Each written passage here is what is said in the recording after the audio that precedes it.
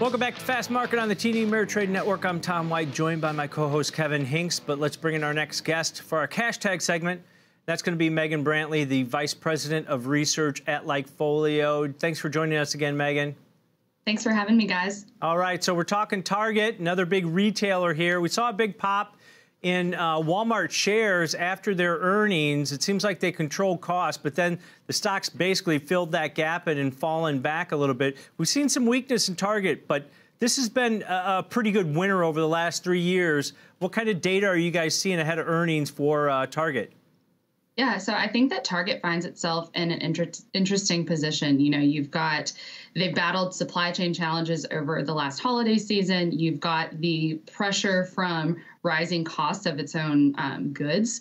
And then you've also got this increasingly competitive labor market. And Target's kind of taken an interesting approach. You know, they took steps to beef up their inventory ahead of this holiday season. You know, they just announced that they're raising their minimum wage hourly range from $15 to $24, you know, somewhere in that range. And they also, you know, indicated previously that they didn't pass along some of these rising costs along to the consumer. So this is something to be aware of if you're an investor. If you're a consumer, you probably love this. And I think that this sets up from our perspective, at least long term, it tells us that Target is trying to create very loyal, very happy customers who want to continue shopping at Target and want to spend more. So this is a consumer happiness comparison, and this is the best gauge that we have to kind of measure, you know, is Target successfully doing this? And what you can see here is that Target finds itself significantly higher than Walmart, you know, almost 13 points higher than Walmart, and this kind of gap between the two typically compared retailers is growing. Instead, Target is more in the upper echelon alongside, you know, this premium membership model of Costco and Amazon. So I think this is something that we're watching long term because we think that this is kind of the long-term play that Target may be going after to keep its consumers happy and keep its consumers spending more. But short term, at least from a demand perspective, things are looking a little bit flat on a year-over-year and quarter-over-quarter compare. Megan, the really good news out of Walmart's earnings report was the fact that they observed that they had pre-bought a bunch of inventory. So when supply chains hit, they had inventory, and they went, you know, did incredible things like doing planes and really were innovative. Even though this company gets no love from the social media world or the world in general, they continue to do things right.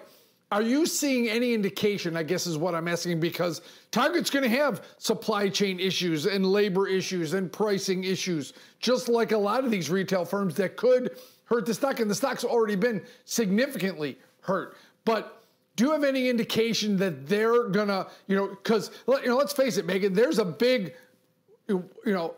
fork in the road where you either handled the supply chain or they're killing your stock. And so Walmart held in there for a while, actually, because they handled the supply chain and pre-ordered inventory and did all these things. Is Target being able to do that? Is there any indication that Target did that? Or are they going to come out and just say supply chain and costs and this stock isn't going anywhere? Well, I wish I knew what they were going to come out and say. That would be really great. Me too. You're right.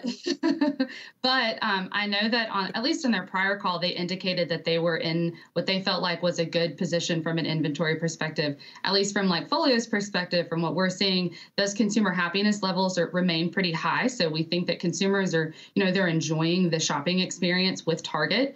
I think another differentiator whenever we look at a Target and Walmart is we start to say, okay, you know, how are these two performing in the eyes of consumers? What is driving this separation? One of the things is the in-store experience. We see as a lot of consumers are returning to stores and things of that nature. You know, I think our mentions of shopping in a store are up about 15% year over year. And this kind of lends itself more to the Targets versus the Walmarts of the world.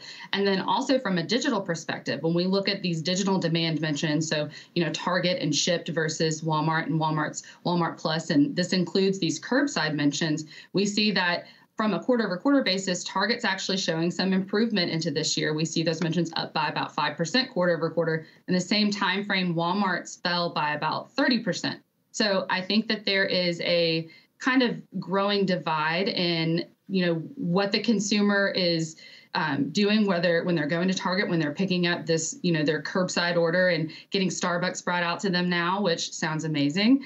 But I think that this is, for us, heading into this specific earnings, we don't have a significant or a really high or a really low score for Target. We're rolling in at about 10, which for us is pretty neutral, definitely more on the positive side of things. To give frame of reference, Walmart a couple of weeks ago, I think we had them at a -4. So we do see a little bit more of outperformance from a Target, but we're definitely watching and just cautious because, we want to understand, did Target do the right things? We hope that they did. And from at least a consumer's perspective, it appears like they did, but that's difficult to gauge, at least in our data. Yeah, and I think this is going to be about a company that may beat, on the top and bottom lines on revenue and EPS. If they do beat, I think it's all going to be about guidance because their costs are rising so much.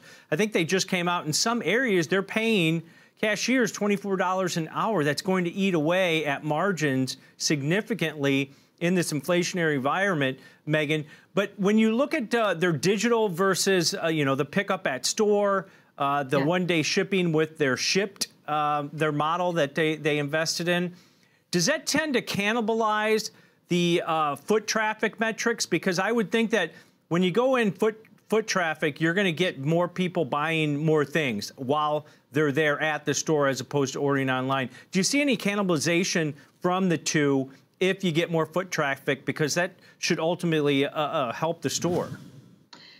We don't distinguish necessarily between those two. I think that from our perspective, consumers like to talk about their trips to Target. So I think our data kind of lends itself heavier to those in-store experiences because it is an experience for the consumer to go to Target and go exploring. And you're certainly, as you walk past the Ulta section, maybe you throw in some makeup that you otherwise wouldn't have ordered if you're ordering online. But I think one area where we do show some stickiness are those curbside pickups and, utilization of that. I think that's one area that they're overperforming versus Walmart of consumers utilizing those services. Megan, let's go to your purchase intent versus sentiment.